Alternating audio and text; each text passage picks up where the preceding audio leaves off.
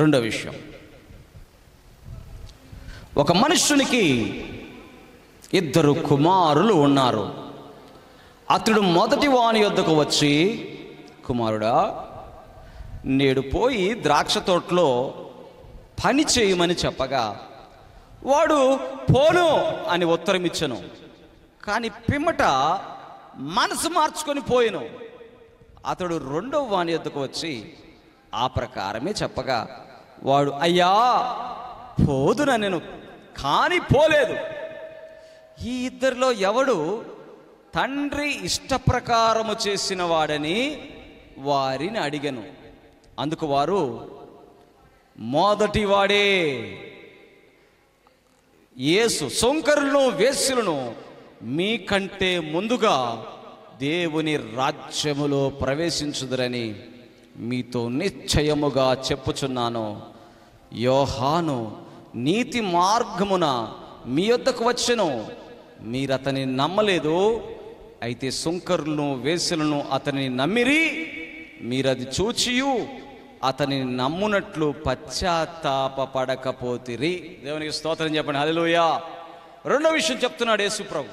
ఏమని చెప్తున్నాడు? ద్రాక్ష తోట ఉందంట. హల్లెలూయా. ఏ తోట?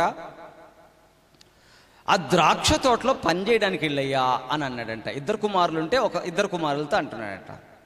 మొదటివాడు నేను పోను అన్నాడంట.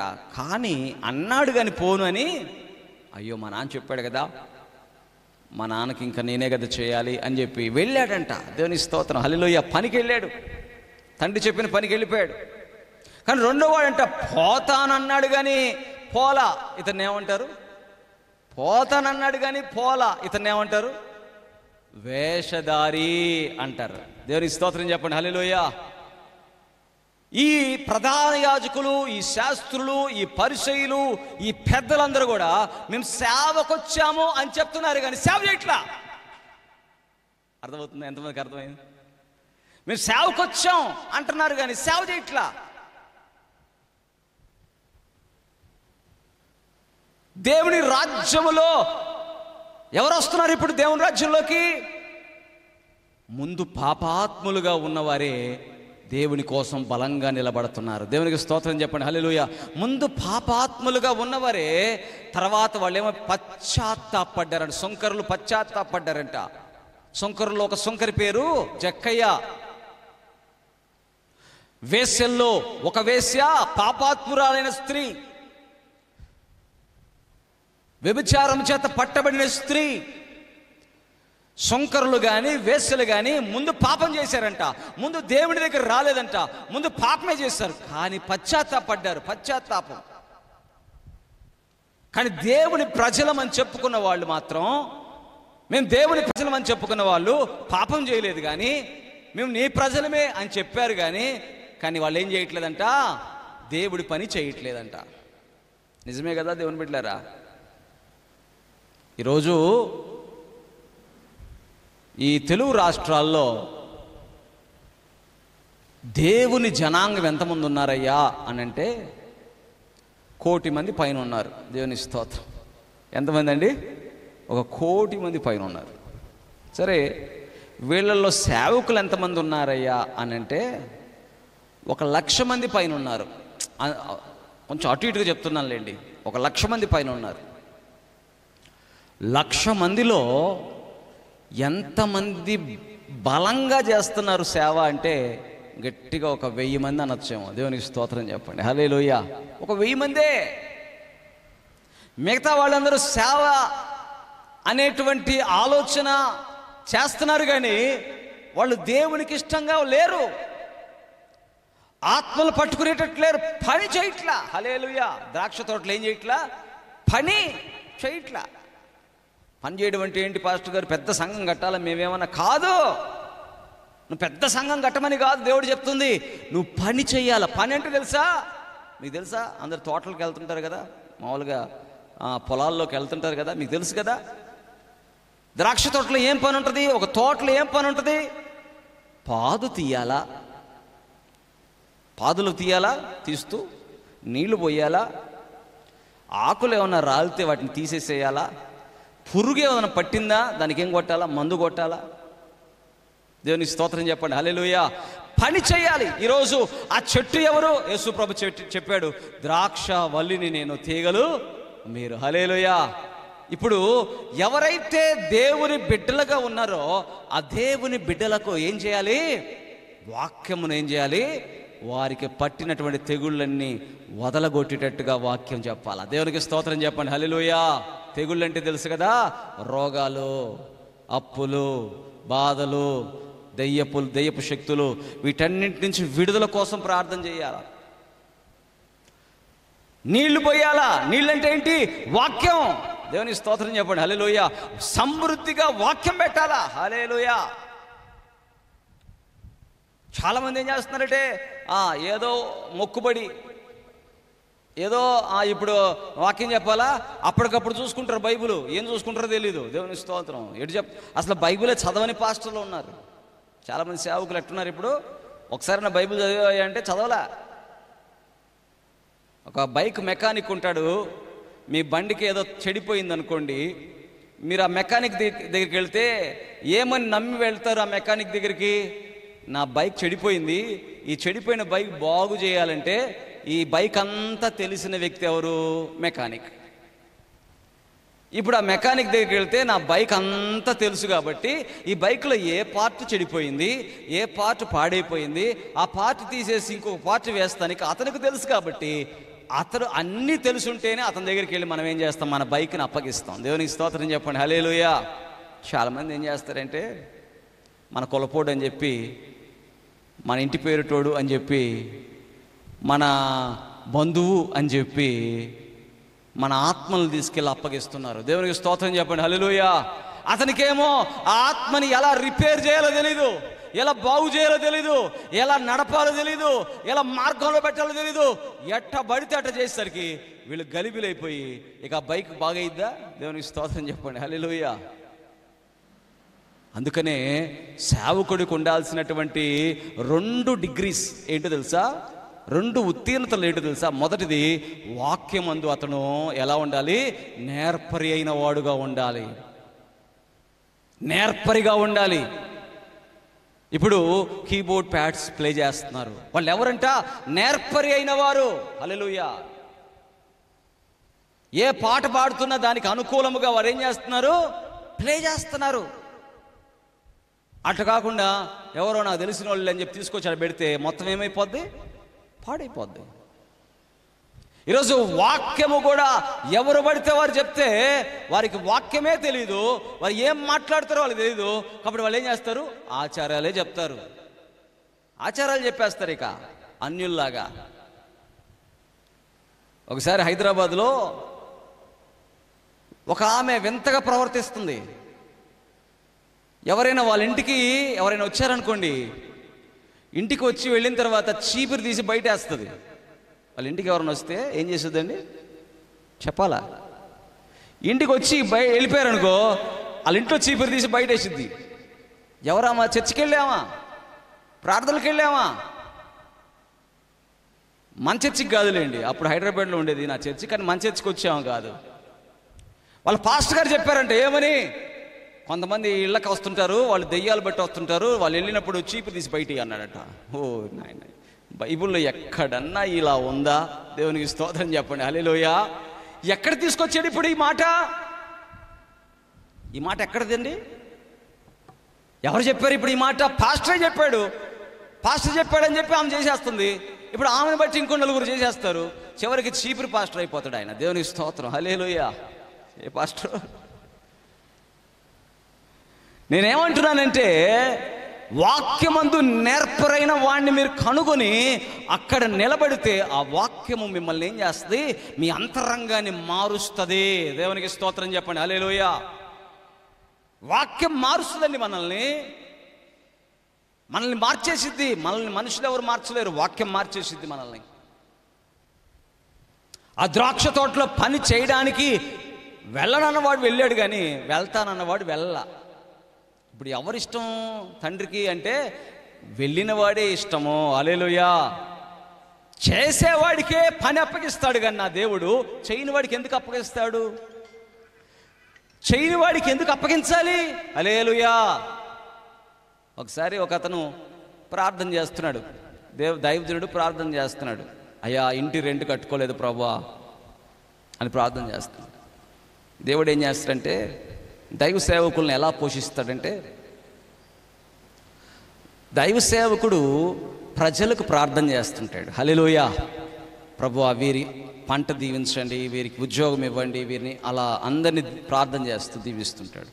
దేవుడు ఎలా దైవజనుని పోషిస్తాడు తెలుసా? వీళ్ళకి ఎవరి కోసమైతే ప్రార్థన చేస్తుంటాడో వారిని దేవుడు దీవిస్తాడు. హల్లెలూయా, వారిని దేవుడు దీవిస్తే వారు కృతజ్ఞతగా దేవుడు నన్ను దీవించాడు అని దేవుడికి ఇచ్చే కానుకను తీసుకొచ్చి దైవజనుడికి ఇస్తారు. అప్పుడు దైవజనుడు పోషించబడతాడు. అంటే దేవుడి యొక్క ప్రణాళిక ఏంటి? దేవుడు దైవజనుడు దేవుని బిడ్డలు, దేవుడు దైవజనుడి ద్వారా దేవుని బిడ్డలను ఆశీర్వదిస్తే దేవుని బిడ్డలు కృతజ్ఞతగా కానుకను దేవునికి ఇవ్వడానికి దైవజనుడి దగ్గరికి వచ్చి ఇస్తారు. దేవునికి స్తోత్రం చెప్పండి. హల్లెలూయా. అయితే ఒకసారి ఒక సేవకుడు ప్రార్థన చేసుకుంటున్నాడు, ఇంటి రెంట్ కట్టలేదు ప్రభువా, అద్దె చాలా కష్టంగా ఉంది నాయన అని ప్రార్థన చేసుకుంటుంటే దేవుడు ఏం చేశాడంటే, సరే ఇతని సేవకుడు మరి ఇతన్ని పోషించాల్సిన బాధ్యత నాదే కదా అనుకున్నాడు దేవుడు. అతని సంఘంలో ఉన్న ఒక వ్యక్తికి దేవుడు 1,00,000 రూపాయలు వచ్చేటట్టుగా అతన్ని దీవించాడు. హల్లెలూయా, దీవించాడు. ఇప్పుడు ఈ 1,00,000 రూపాయలు తీసుకున్న వాడికి దేవుడు అతని మనసులో ఒక ప్రేరేపణ పెట్టాడు. ఏంటి తెలుసా? ఎదిగో ఆ 10,000 తీసుకుని వెళ్ళి నిన్ను నడిపిస్తున్నాడే, నిన్ను ఆత్మీయంగా బలపరుస్తున్నాడే, అతనికి తీసుకెళ్ళి అన్నాడు. నిజమే ప్రభువా, ఇదిగో 1,00,000 రూపాయలు ఇచ్చావు, నాకు 90,000 నేను ఖర్చు పెట్టుకుంటాను, ఈ 10,000 తీసుకెళ్ళి అతనికి ఇస్తాను అనుకున్నాడు. బయలుదేరే ముందు టప్పని కరెంటు బిల్లు కట్టాలి అని వచ్చింది ఇంకొక ఆమె వచ్చింది, పాల బిల్లు కట్టాలి అని వచ్చింది ఇవన్నీ వచ్చేసరికి ఏమైపోయింది, ఇప్పుడు కాదులే కానీ వచ్చే నెల ఇద్దాంలే అనుకున్నాడు. కానీ దేవుడు ఎందుకు ఇచ్చాడు ఇతనికి 1,00,000 రూపాయలు? తన సేవకుణ్ణి పోషించడానికి. హల్లెలూయా. ఇతడు ఇవ్వబోయేసరికి దేవుడు, అయ్యో నేను నీకు ఎందుకు ఇచ్చాను, నా పని చేస్తావని కదా. హల్లెలూయా. 2వ నెల కూడా చూశాడు దేవుడు, ఇవ్వలా. 3వ నెల ఇవ్వలా. 4వ నెల ఇవ్వలా. సేవకుడు మాత్రం ఏడుస్తూనే ఉన్నాడు, కన్నీరు పెడుతున్నాడు, ప్రార్థన చేస్తున్నాడు. 6వసారి ఇంకా దేవుడికి విసుకొచ్చి అతడు చేస్తున్న ఉద్యోగం అట్లనే టపాలని పోయింది. దేవునికి స్తోత్రం. నేను కథ చెప్పట్లా, నిజంగా జరిగింది చెప్తున్నా. హల్లెలూయా. పోయిందండి ఉద్యోగం. పోయిన తర్వాత ఆ సేవకుడు ఎవరో కాదు, నేనే లేండి. దేవునికి స్తోత్రం. హల్లెలూయా. అతను వచ్చి అన్నా నాకు ఉద్యోగం పోయిందన్నా అంటున్నాడు. అప్పుడు ఎప్పుడు 10 లక్షల రూపాయలు నెలకి 1,00,000 రూపాయలు వస్తూ 10 నెలల పాటు నువ్వు సంపాదించుకుంటుంటే 10 లక్షలు దేవుడికి ఇస్తే నీ సేవకుడు ఎట్టున్నాడా, నీ సేవకుడు తిన్నాడా, నీ సేవకుడు దేవుడి పని చేస్తున్నాడే, అతనికి ఏదైనా మనం సహకరిద్దామా? ఏమీ లేకుండా ఆయన పని ఆయనది, నా పని నాది. దేవునికి స్తోత్రం చెప్పండి. హల్లెలూయా. నాకెందుకులే అనుకున్నాడు. దేవుడి పని పట్ల భారం లేదు. ఉద్యోగం పోయిన తర్వాత వచ్చి ఏమంటున్నాడు, అన్న ప్రార్థన చేయాలి. ఎందుకు చేయాలి ప్రార్థన? నీవు నీ కడుపు కోసం తినడానికి నేను చేయాలి ప్రార్థన? నువ్వు అన్నావు కదా ఆయన సేవ ఆయన చేసుకుంటాడులే. హల్లెలూయా. ఇప్పుడు నీ ఉద్యోగం నువ్వు చేసుకో, నన్ను ఎందుకు అడిగేది నువ్వు? దేవునికి స్తోత్రం చెప్పండి. హల్లెలూయా. కృతజ్ఞత లేదు కదా, పశ్చాత్తాపం లేదండి. అదే నేను అంటున్నా. అయ్యో దేవుడి పట్ల ఒక ఆలోచన. అందుకని అన్నాడు, వీరు యోహాను నీతి మార్గమును చూచి కూడా వీరు పశ్చాత్తాపడలా. ఎందుకు పడలా? ఎందుకంటే వీళ్ళ ఆలోచన అంతా ఎలా ఉందంటే, దేవుడి పని నాకు అవసరంలా, నా పని నేను చూసుకుంటా. హల్లెలూయా. నా సుఖం నేను చూసుకుంటా, నా ఇల్లు నేను చూసుకుంటా అంటున్నారు. కానీ దేవుడి పని చేసేటువంటి వారికి సహకారంగా ఉండాలి. హల్లెలూయా. అటువంటి సహకారంగా ఉండే వాళ్ళని దేవుడు ఏమంటాడు, ఇతడు నాకు ఇష్టుడు. దేవునికి స్తోత్రం. 2వ విషయం ఏంటో తెలుసా? నువ్వు దేవునికి ఇష్టంగా ఉండాలి. ఆమేన్. హల్లెలూయా. దేవునికి ఇష్టంగా. పాస్టర్ గారు, మరి నా దగ్గర అంత డబ్బులు లేవండి, మీరు చెప్తున్నారు చాలా డబ్బులు ఖర్చు అవుతుంది కదా దేవుడి మందిరం, దేవుడి పని అంటే. దేవుడు ఎప్పుడు కూడా అన్యాయస్తుడు కాదు. హల్లెలూయా. దేవుడు ఎప్పుడు అన్యాయస్తుడు కాదు. అమ్మా నీ దగ్గర ఏముంది అని అడిగితే ఒక్క రొట్టె ఉందయ్యా, అప్పం ఉంది, తిని చచ్చిపోదాం అనుకుంటున్నాం, తీసుకొచ్చేసి నాకు. ఒక్క అప్పం ఉందయ్యా, ఆ అప్పం ఒక్కటైనా చాలు దేవునికి. 2 కాసులు ఉన్నాయ్యా, ఆ 2 కాసులు శ్రేష్టమైనవి దేవునికి. హల్లెలూయా. నీ దగ్గర కొంచెం ఉన్నదని నువ్వు బాధపడాల్సిన అవసరం లా. దేవుడు హృదయ రహస్యములు ఎరిగిన దేవుడు. నీకు దగ్గర ఎంత ఉన్నదో దేవుడికి తెలియనిది ఏమైనా ఉందా? అందుకని నేను ఆ పాట రాశా. ఏంటి ఆ పాట? ఇందాక వాడుకున్నది. మరుగైనది లేదు నీ కనులకు, మరుగైనది లేదు, మరుగైనది లేదు నీ కనులకు, మరుగైనది లేదు. నీవే నా ఆధారము నా యేసయ్యా, నీతోనే నా పయనము. నీవే నా ఆధారము నా యేసయ్యా, నీతోనే నా పయనము.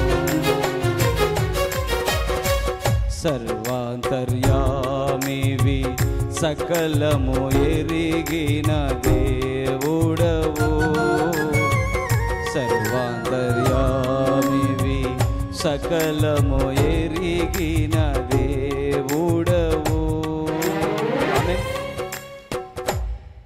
అందుకని మన హృదయ రహస్యములను ఎరిగినవాడు కదా ఆయన. ఆయనకు తెలియదేముంది? నా జీవితంలో ఒకసారి మా ఇంటికి హైదరాబాద్లో ఉన్నప్పుడు నా దగ్గర ఒక 200 రూపాయలు ఉన్నాయి. సేవకు వచ్చేసి ఉన్నాం రోజుల్లో చెప్తున్నాను.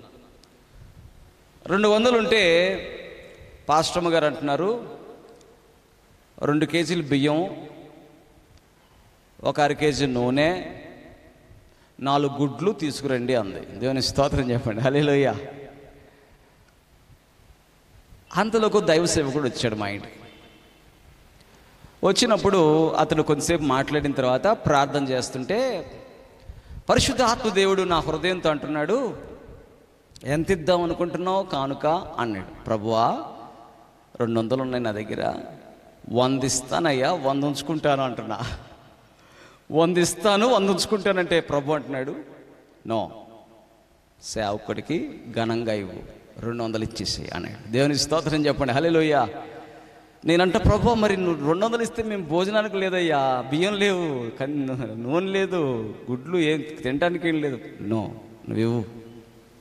ప్రార్థన అతను ప్రార్థన చేస్తున్నాడు, లోపల నాకు ఇది జరుగుతుంది. దేవుని స్తోత్రం. వెంటనే ప్రార్థన అయిపోయింది. 200 తీసి కానుక అతని చేతిలో పెట్టాను. అతను థ్యాంక్స్ అన్నాడు, వెళ్ళిపోయాడు. ఇప్పుడు పాస్టమ్ గారు ఏమంటున్నారు తెలుసా? నేను అనుకున్నారు ఏంటి, 100 ఇచ్చి ఉంటాడు, 100 ఉంటుంది. సరే, ఇందాక 2 కేజీలు అన్నా కదా, ఇప్పుడు కేజీ బియ్యం, 1/4 కేజీ నూనె, 2 గుడ్లు తీసుకురాదు. నేను కుర్చీలోనే కూర్చొని ఉన్నా. ఏంది వెళ్ళవేంటి? వెళ్తాలే ఉండు అంటున్నా. దేవుని స్తోత్రం చెప్పండి. హల్లెలూయా.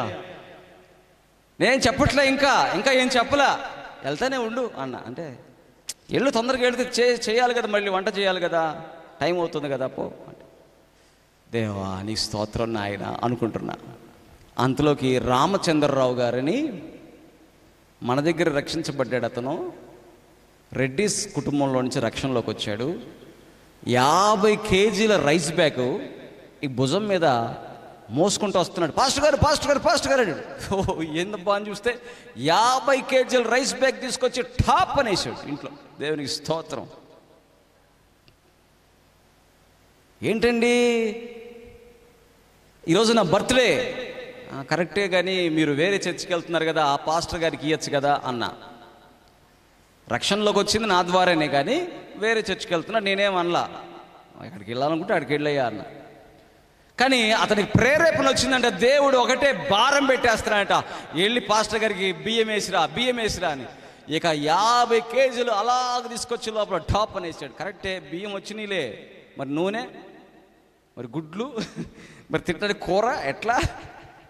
సరే ప్రార్థన చెయ్యండి పాస్టర్ గారు, ప్రార్థన చేయండి, నా బర్త్డే ఈరోజు అన్నాడు. సరే ప్రార్థన చేస్తున్నా.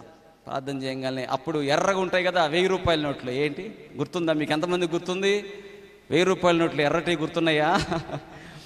ఆ 1000 రూపాయల నోటు తీసి చేతులు పెట్టాడు. దేవునికి స్తోత్రం చెప్పండి, హల్లెలూయా. ఆయన వెళ్ళిపోయిన తర్వాత ఇటు చూసా, 1000 రూపాయలు. నా కుమారుడా, నిన్ను తక్కువ చూస్తానా? నిన్ను తక్కువ చూస్తానా? నిన్ను నా కుమారుడులాగా చూసుకుంటా. దేవునికి స్తోత్రం చెప్పండి, హల్లెలూయా. నీవు అటు ఇటుగా ఏమీ లేనివాడి కాదు, నువ్వు నలుగురికి పెట్టేవాడిగా నిన్ను చేస్తా అన్నాడు. దేవునికి స్తోత్రం చెప్పండి, హల్లెలూయా. అందుకని దేవుడు ఎప్పుడైతే దేవుడి పని ఎప్పుడైతే చేయడం ప్రారంభిస్తామో, దేవుడు తన బిడ్డల్ని బీదవారిగా ఉంచడు, సమృద్ధిగా ఉంచుతాడు, ఇతరులకు పెట్టేవారిగా చేస్తాడు. హల్లెలూయా. అందుకని దేవుని బిడ్డలారా, ఎవరు దేవుడికి ఇష్టం అంటే ఆయన తోటలో పని చేసేవారంటే ఆయనకి ఇష్టం. దేవునికి స్తోత్రం. మొదటి విషయం ఏం చెప్పుకున్నాం? ఆచారంగా ఉండేవాళ్ళు అడ్డుపడతారు, ఆత్మీయులైతే ఆనందిస్తారు. రెండో విషయం ఏం చెప్పుకున్నాం? ఆయన తోటలో పని చేసేవారంటే ఆయనకు ఇష్టము.